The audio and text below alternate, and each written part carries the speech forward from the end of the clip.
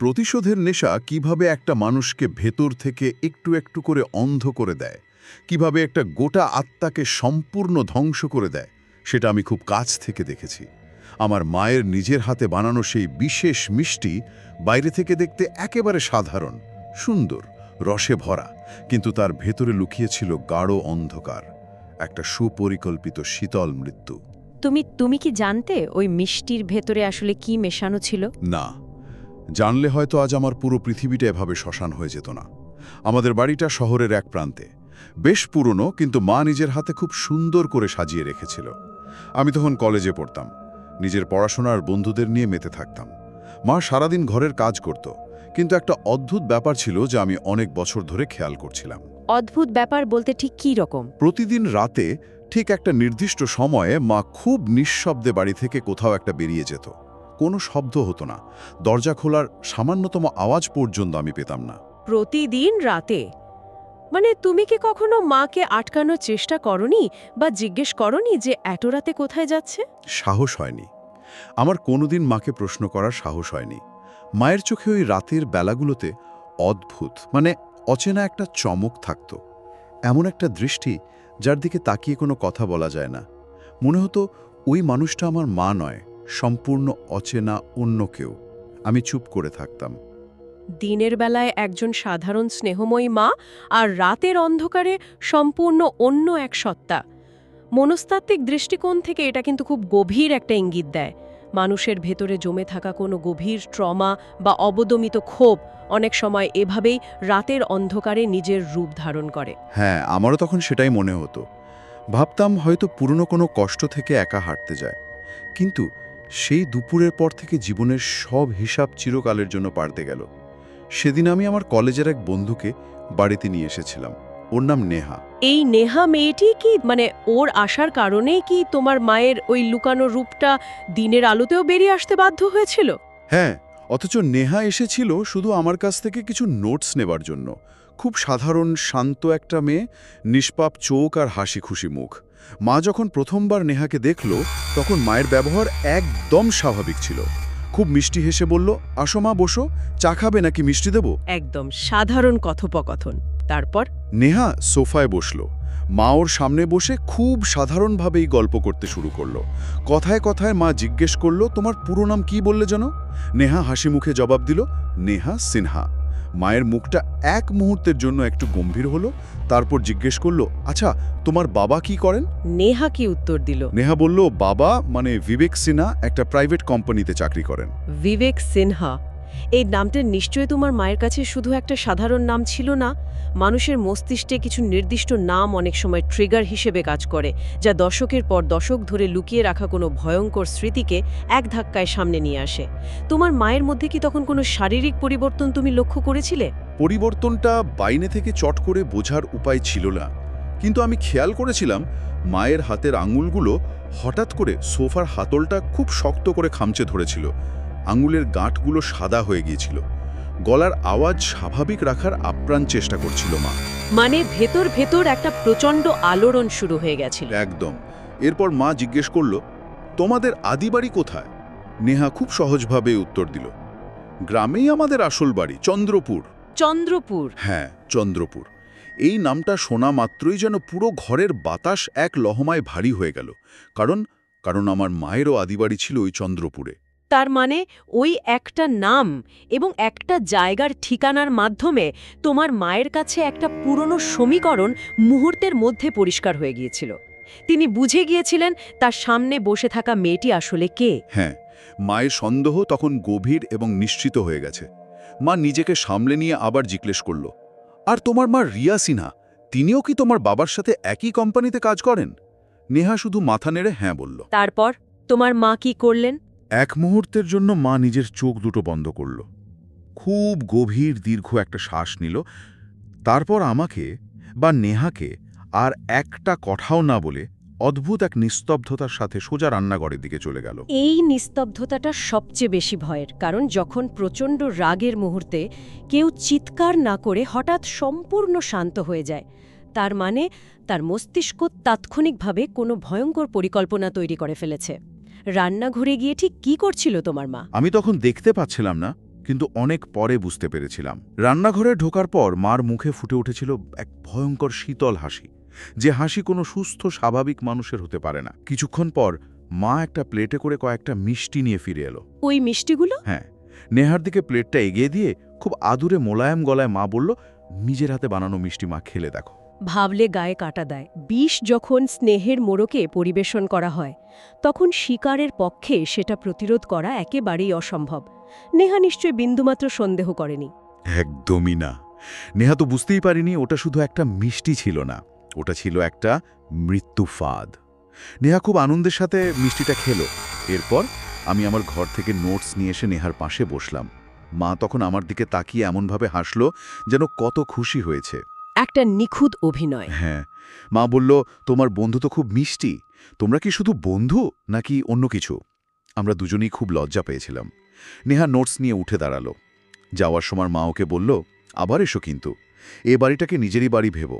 আর নেহা হাসতে হাসতে চলে গেল। হ্যাঁ, নেহা চলে গেল আর মা সেদিনই নিজের মনে একটা ভয়ঙ্কর ছক কষে ফেলেছিল, যা আমি টেরও পাইনি। এরপর থেকে নিশ্চয়ই সেই পরিকল্পনার অংশ হিসাবেই নেহার তোমাদের বাড়িতে আসা যাওয়া ধীরে ধীরে বাড়তে শুরু করেছিল। হ্যাঁ, কখনো নোটস নেওয়ার বাহানায়, কখনো প্রজেক্টের কাজে, আবার কখনো কোনো কারণ ছাড়াই নেহা আসত, শুধু মায়ের সাথে দেখা করার জন্য। মা ওকে একেবারে নিজের মেয়ের মতো আপন করে নিয়েছিল। আর সেই বিশেষ মিষ্টিগুলো? প্রতিবার নেহা এলে মা নিজের হাতে ওর জন্য বিশেষ মিষ্টি বানাতো। আর নেহা যখন ফিরে যেত তখন মা খুব যত্ন করে একটা বক্সে কিছু মিষ্টি প্যাক করে ওর হাতে ধরিয়ে দিত। বলতো, তোমার মায়ের জন্য বানালাম, নিজের হাতে তোমার মাকে খাইয়ে দিও। এটা এক ধরনের চরম মনস্তাত্ত্বিক খেলা। যাকে ধ্বংস করতে চায় তার নিজের সন্তানের হাত দিয়েই সেই ধ্বংসের বীজ তার কাছে পৌঁছে দেওয়া। এর চেয়ে নির্মম আর কি হতে পারে? নেহা সেই মিষ্টি নিয়ে গিয়ে ওর মাকে খাওয়াতো।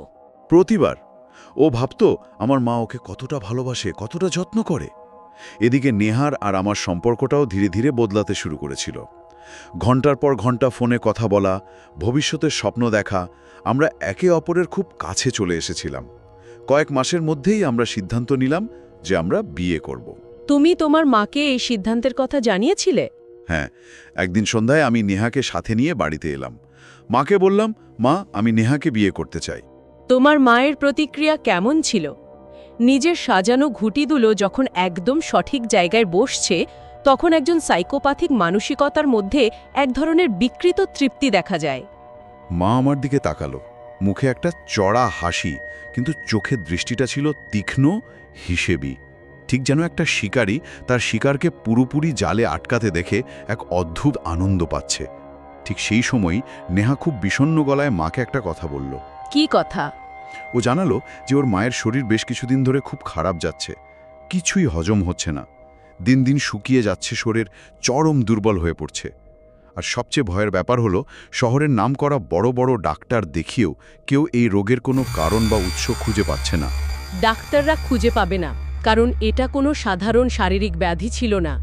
তোমার মা এই খবরটা কিভাবে হজম করল? ওই মুহূর্তটার কথা মনে পড়লে আমার আজও গা গুলিয়ে ওঠে।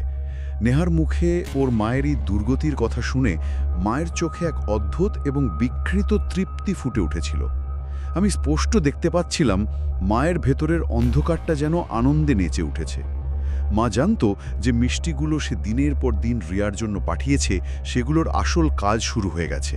এরপর থেকে নিশ্চয়ই রিয়ার অবস্থা আরও খারাপ হতে শুরু করল। এই ধরনের গুপ্ত প্রয়োগ সাধারণত মানুষকে ভেতর থেকে একটু একটু করে নিঃশেষ করে দেয়। হ্যাঁ, দিন প্রতিদিন রিয়ার অবস্থার অবনতি হতে থাকলো। নেহার আর কলেজে আসাও হতো না, ওর বেশিরভাগ সময় কাটতো হাসপাতাল আর বাড়ির মধ্যে। আমার সাথে ওর দেখা হওয়া একদম কমে গেল। ফোনে কথা হলেও খুব অল্প সময়। ওর গলা শুনেই বুঝতে পারতাম ও কতটা ক্লান্ত, কতটা বিধ্বস্ত। তুমি তোমার মাকে এই ব্যাপারে কিছু বলতে না? বলতাম। আমি যখনই খুব চিন্তিত হয়ে মাকে গিয়ে বলতাম, মা, নেহার মায়ের অবস্থা খুব খারাপ, খুব কষ্ট পাচ্ছে, তখন মায়ের মুখের ভাব সম্পূর্ণ বদলে যেত। কোনো দুঃখ বা সহানুভূতি তো দূর, বরং মায়ের চোখে মুখে এক ধরনের পৈশাচিক আনন্দ খেলা করত। মায়ের এই ক্রমাগত অমানবিক আচরণ আর ওই রাতের বেলা নিঃশব্দে বেরিয়ে যাওয়া, এই সব কিছুর মধ্যে একটা যোগসূত্র তোমার মাথায় নিশ্চয়ই আসতে শুরু করেছিল এতদিনে। প্রথমে আমি মন থেকে মানতে চাইতাম না, ভাবতাম হয়তো আমার দেখার ভুল, আমার কল্পনার বাড়াবাড়ি। কিন্তু মায়ের ওই বিকৃত হাসি সব মিলিয়ে আমার ভেতরে একটা গভীর আতঙ্ক কাজ করতে শুরু করেছিল। এক রাতে মা যখন আবার সেই নিঃশব্দে বাড়ি থেকে বেরিয়ে গেল, আমি আর নিজেকে আটকে রাখতে পারলাম না। আমার সমস্ত ভয় আর সন্দেহ এক জায়গায় জড়ো হলো। তুমি কি করলে? আমি সোজা মায়ের ঘরে ঢুকে গেলাম। তুমি তল্লাশি করার সিদ্ধান্ত নিলে, কিন্তু একজন মানুষের একান্ত ব্যক্তিগত অন্ধকারে প্রবেশ করাটা সবসময় ভয়ঙ্কর হয়। কি পেয়েছিলে ওই ঘরে? ঘরটা অন্ধকার ছিল, একটা অদ্ভুত পচা গন্ধ ভুরভুর করছিল চারদিকে। ধূপ আর পোড়া মাংসের গন্ধের মতো একটা বোটকা গন্ধ। আমি আলমারি আর ড্রয়ারগুলো ঘাঁটতে শুরু করলাম। বিছানার নিচের একটা পুরনো মরচে ধরা ট্রাঙ্ক খুলতেই আমার শরীরের রক্ত হিম হয়ে গেল। ট্রাঙ্কের ভেতরে কি ছিল? ভেতরে এমন কিছু জিনিস ছিল যা কোনো সাধারণ মানুষের ঘরে, কোনো সুস্থ মায়ের ঘরে থাকতে পারে না। একটা কাঁচের জলের গ্লাস, যার গায়ে লাল রঙের কোনো তরল দিয়ে, সম্ভবত রক্ত দিয়ে লেখা ছিল নেহা।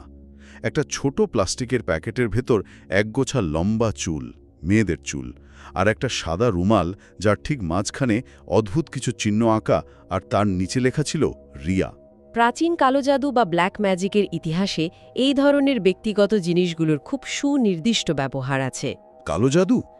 মানে এসব দিয়ে মানুষ সত্যিই কিছু করতে পারে? হ্যাঁ, চুল, ব্যবহৃত রুমাল বা গ্লাস, এগুলোকে বলা হয় সিম্প্যাথেটিক লিঙ্ক। এই বস্তুগুলোর মাধ্যমে জাদুকর ভিকটিমের শরীরের ডিএনএ বা আত্মার সাথে একটা অদৃশ্য সংযোগ তৈরি করে। তারা বিশ্বাস করে এই বস্তুগুলোর ওপর তারা যা করবে তার সরাসরি প্রভাব পড়বে ভিকটিমের শরীর এবং মনের ওপর। মা ফিরে আসার পর তুমি তাকে এ বিষয়ে কিছু জিজ্ঞেস করেছিলে?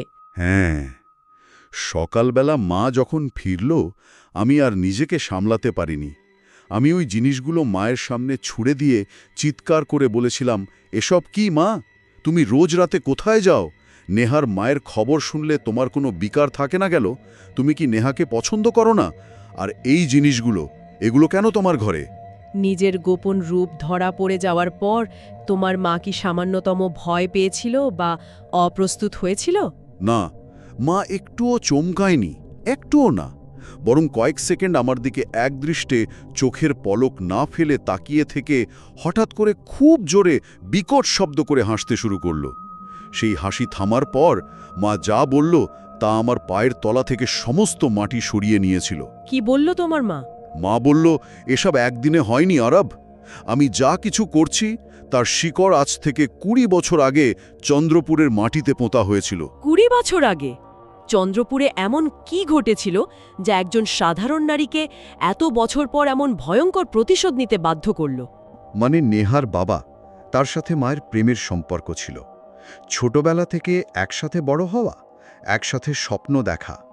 গ্রামের শিব মন্দিরের পেছনে বসে তারা ভবিষ্যতের পরিকল্পনা করত। বিবেক মায়ের হাতে হাত রেখে কথা দিয়েছিল যে সে শহরে গিয়ে চাকরি পাবে আর তারপর ফিরে এসে মাকে বিয়ে করবে। মায়ের মনে বিবেকের জন্য অন্ধ বিশ্বাস ছিল। কিন্তু মানুষের মন বড় অদ্ভুত। সময় আর দূরত্বের সাথে সাথে প্রতিশ্রুতিগুলো ফিকে হতে শুরু করে। বিবেক নিশ্চয়ই কথা রাখেনি? না, কলেজ শেষ করে বিবেক শহরে চলে যায়। প্রথম রোজ ফোন করত, তারপর সেটা সপ্তাহে নামল, তারপর মাসে। ধীরে ধীরে সে বদলে যেতে শুরু করল। কথায় কথায় মাপে বলতো যে মায়ের নাকি কোনো আধুনিক জ্ঞান নেই, মা শহরের জীবনযাপনের যোগ্য নয়। একটা চেনা গল্প যেটা বারবার ঘুরে ফিরে আসে। তারপর যোগাযোগ বন্ধ হয়ে গেল। হ্যাঁ, একসময় ফোন করা, চিঠি লেখা পুরোপুরি বন্ধ করে দিল। 1 বছর পর বিবেক হঠাৎ একদিন গ্রামে ফেরে। মা খুব আশা নিয়ে কত দিনের জমানো আবেগ নিয়ে ওর সাথে দেখা করতে যায়। কিন্তু বিবেক ওর দিকে না তাকিয়েই খুব ঠান্ডা গলায় পরিষ্কার বলে দেয়, সব শেষ। ওসব ছেলে মানুষই ছিল। আমি রিয়াকে ভালোবাসি। রিয়া আমার সাথেই অফিসে কাজ করে, খুব বড় ঘরের মেয়ে। আমি ওকেই বিয়ে করছি। এটা শুধুমাত্র একটা প্রত্যাখ্যান নয়, এটা হলো একটা মানুষের অস্তিত্বকে পুরোপুরি অস্বীকার করা। তোমার মায়ের অবস্থা তখন কেমন ছিল? এ কথা বলে বিবেক সেখান থেকে চলে যায়। একবার পেছন ফিরে মায়ের কান্নার দিকে তাকায়নি। মা ভেতর থেকে পুরোপুরি ভেঙে টুকরো টুকরো হয়ে গিয়েছিল, চরম মানসিক যন্ত্রণায় ভুগেছিল। এরপর আমার দাদু দিদা জোর করে মায়ের বিয়ে দেয় বিজয় মালহোত্রার সাথে, মানে আমার বাবার সাথে। তোমার বাবা কেমন মানুষ ছিলেন? বাবা খুব ভালো মানুষ ছিলেন। শহরে তার একটা কাপড়ের কারখানা ছিল। মা অতীতকে ভুলে নতুন করে জীবন শুরু করার চেষ্টা করেছিল, কিন্তু ভাগ্য তাকে শান্তিতে থাকতে দেয়নি। আমার বয়স যখন মাত্র 2 বছর, বাবার কারখানায় এক ভয়াবহ আগুন লাগে। বাবা সেই আগুনে পুড়ে মারা যান। তার মানে একদিকে অতীতের বিশ্বাসঘাতকতা আর অন্যদিকে বর্তমানের চরম ট্র্যাজেডি। তোমার মাকে একা হাতেই বিশাল পৃথিবীর মুখোমুখি হতে হয়েছিল। হ্যাঁ, এক লহমায় মায়ের সব শেষ হয়ে যায়। মা কান্নারও সময় পায়নি, আমাকে বুকে আঁকড়ে ধরে চরম দারিদ্র্য আর কষ্টের মধ্যে দিয়ে বড় করে তোলে। লোকের বাড়িতে কাজ করে নিজে না খেয়ে আমাকে খাইয়েছে। কিন্তু এত কিছুর পরও মা হয়তো সব ভুলে যেত, হয়তো নিজের এই নিয়তিকেই মেনে নিত। যদি না একটা নির্দিষ্ট ঘটনা ঘটত। ঠিক তাই, যদি না কয়েক মাস আগে শহরের বুকে ওই ঘটনাটা ঘটত। কি ঘটনা যেটা ওই 20 বছর ধরে ছাইচাপা পড়ে থাকা আগুনটাকে আবার জ্বালিয়ে দিল? একদিন শহরের একটা বড় সুপারমার্কেটে মায়ের সাথে হঠাৎ বিবেকের দেখা হয়ে যায়। বিবেক একা ছিল না, সাথে রিয়া ছিল। তাদের পোশাক, তাদের হাবভাব বুঝিয়ে দিচ্ছিল তারা কতটা বিলাসবহুল জীবন কাটায়। বিবেক আমার মাকে দেখেছিল, খুব ভালো করে চোখের দিকে তাকিয়ে দেখেছিল। কিন্তু চিনতে পারল না। চিনেছিল, কিন্তু ওর চোখে কোনো অপরাধবোধ ছিল না, কোনো পুরনো পরিচয়ের রেশ ছিল না। সে এমনভাবে পাশ কাটিয়ে চলে গেল যেন মাকে সে চেনেই না। একজন অপরিচিত ভিখারির দিকে মানুষ যেভাবে তাকায় সেভাবে তাকালো। অন্তত একবার জিজ্ঞাসা করতে পারত মা কেমন আছে, কিন্তু সে করেনি। যখন কোনো মানুষকে তার জীবনের সবচেয়ে বড় অপরাধী সম্পূর্ণ অস্বীকার করে, তখন সেই অপমানের জ্বালা সাধারণ ক্রোধের পর্যায়ে থাকে না, সেটা একটা ধ্বংসাত্মক রূপ নেয়। আর তখনই তোমার মা প্রতিশোধ নেওয়ার সিদ্ধান্ত নেয়। হ্যাঁ, এই চূড়ান্ত অপমান, এই অবজ্ঞা মায়ের ভেতরের সেই অবদমিত আগুনটাকে আবার দাউ দাউ করে জ্বালিয়ে দিল। মার নিজেকে সামলাতে পারল না। মা ঠিক করে বিবেক যেভাবে তার জীবনের সব খুশি কেড়ে নিয়েছে, মাও বিবেকের জীবনের সব কিছু তিলে তিলে ধ্বংস করে দেবে। কিন্তু এই কালো জাদুর ব্যাপারটা কোথা থেকে এলো?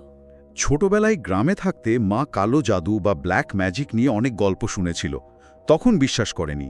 কিন্তু বিবেকের ওই অবজ্ঞার পর মায়ের কাছে ওটাই একমাত্র রাস্তা মনে হয়েছিল। মা রোজ রাতে লুকিয়ে লুকিয়ে শহরের বাইরে শ্মশানে গিয়ে কালো জাদুর প্রশিক্ষণ নিতে শুরু করে। নিজের আত্মাকে শয়তানের কাছে বিক্রি করে দেয়, ওই অন্ধকারের সাথে চুক্তি করে।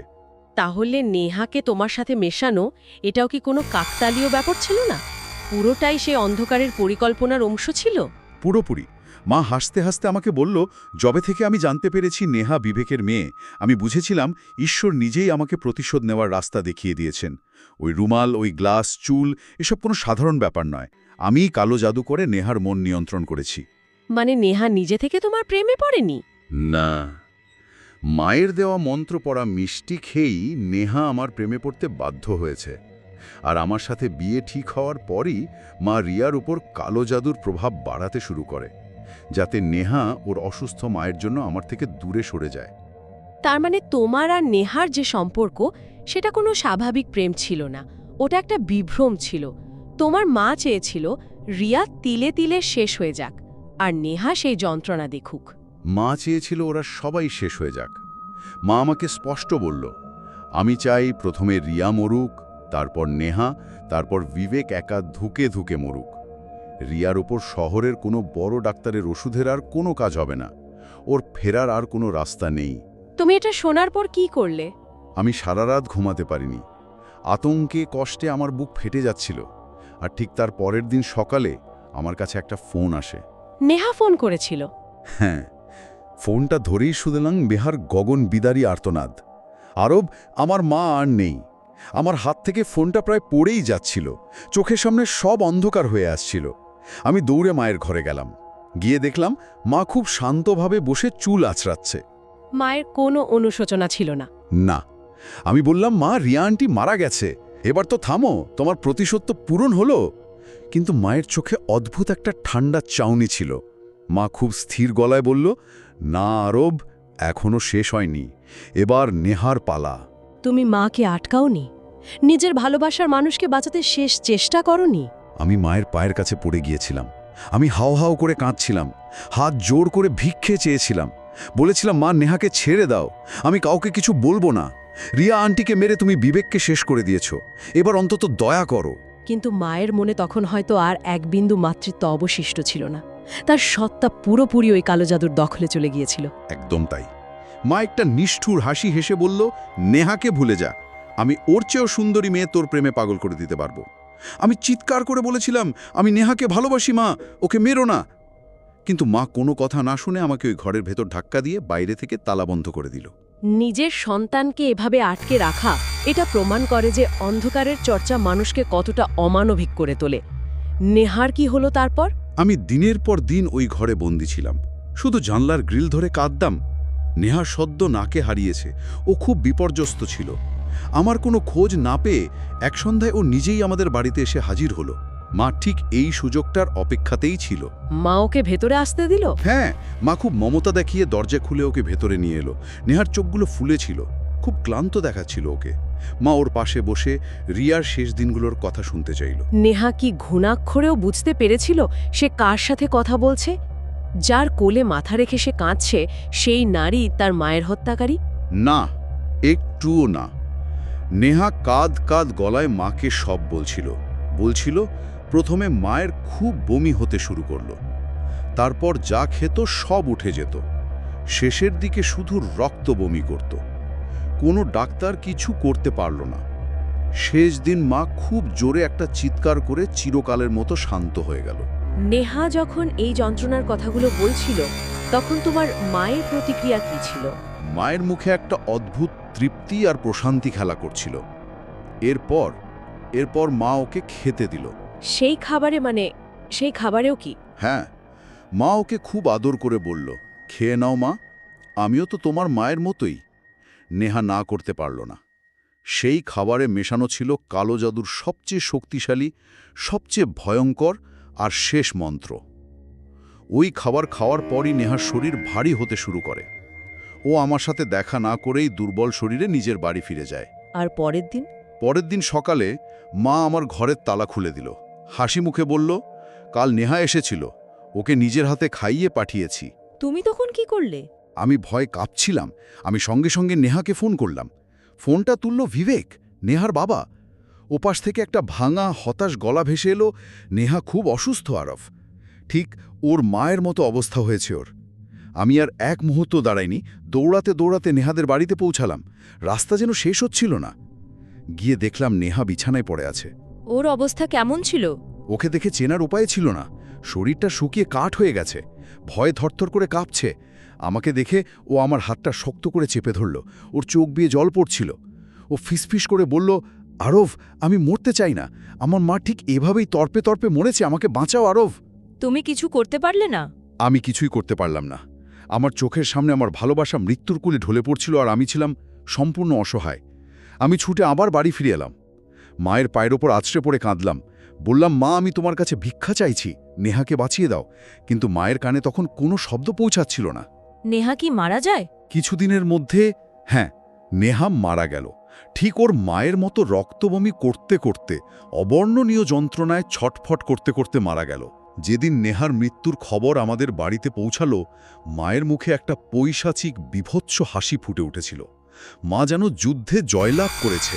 আর বিবেক, তার তো সব শেষ হয়ে গেল, সে তো জীবনমৃত হয়ে বেঁচে রইল। হ্যাঁ, বিবেকের জীবন ধ্বংস হয়ে গেছে, কিন্তু এই কালো জাদু, এই অন্ধকার সে কাউকে ছাড়ে না। যে তাকে সৃষ্টি করে সে তাকেও গিলে খায়। বিবেকের দুনিয়া শেষ করতে গিয়ে মা নিজের দুনিয়াটাও নিজের হাতে জ্বালিয়ে ছাই করে দিয়েছে। তোমার মায়ের কি অবস্থা এখন? মার স্বাভাবিক নেই, সম্পূর্ণ পাগল হয়ে গেছে। সারা বাড়ি নিস্তব্ধ। মা এখন সারা দিন ওই অন্ধকার রান্নাঘরটায় বসে থাকে, একা একা মিষ্টি বানায় আর শূন্যের দিকে তাকিয়ে কথা বলে। কখনো বলে, রিয়া, খাচ্ছিস না কেন? কখনো বলে, নেহা, এটা তোর জন্য বানিয়েছি, খেয়ে নে।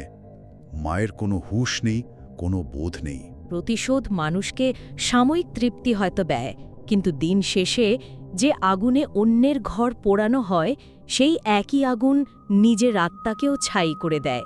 তোমার তো আর যাওয়ার কোনো জায়গা নেই। আমার নিজেরও আর কিছু বেঁচে নেই। আমার স্বপ্ন, আমার ভালোবাসা, আমার ভবিষ্যৎ সব ওই কালো জাদুর আগুনে পুড়ে ছাই হয়ে গেছে। এই অন্ধকার থেকে কি আদৌ কোনো মানুষের মুক্তি আছে? আমি এখন আমার ঘরের মাঝখানে দাঁড়িয়ে আছি।